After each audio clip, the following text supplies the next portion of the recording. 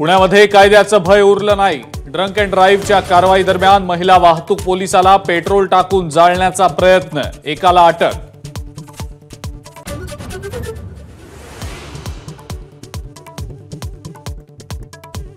रवींद्र वायकरांना कथित जोगेश्वरी भूखंड घोटाळा प्रकरणी मुंबई पोलिसांकडून क्लीन चिट। गैरसमजातनं मुंबई महानगरपालिकेकडून गुन्हा दाखल, पोलिसांचा दावा।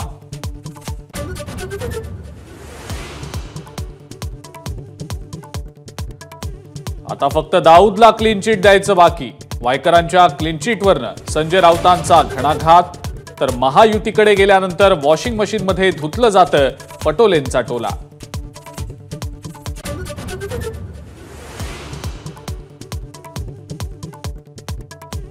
रवींद्र वायकरांच्या क्लीन चिटवर किरीट सोमय्यांचे नो कॉमेंट्स। प्रकरण कोर्टात म्हणत सोमय्यांनी बोलणं टाळलं।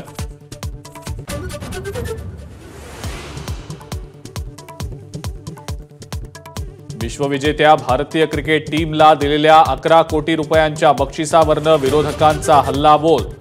राज्याच्या तिजोरीत खडखडाट, मग बक्षीस देण्याची गरजच काय, विरोधकांचा सवाल।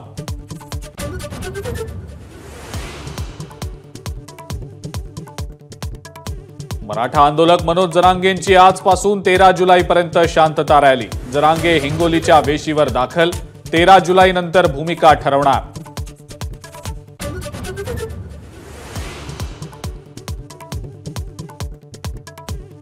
नीटचं काउन्सिलिंग अनिश्चित काळासाठी लांबणीवर, पेपरफुटीच्या घटनांनंतर सरकारचा निर्णय।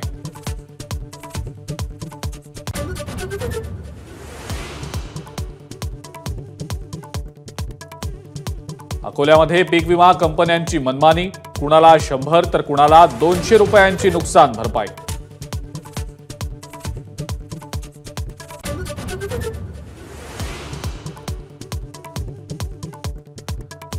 आणि आज माऊलींच्या पादुकांना निरासनान, दुपारी 2 नंतर पालखी साताऱ्यासाठी प्रस्थान करणार, तर संत तुकाराम महाराजांच्या पालखीचा आज बारामतीमध्ये मुक्काम। एबीपी माझा, उघडा डोळे बघा नीट।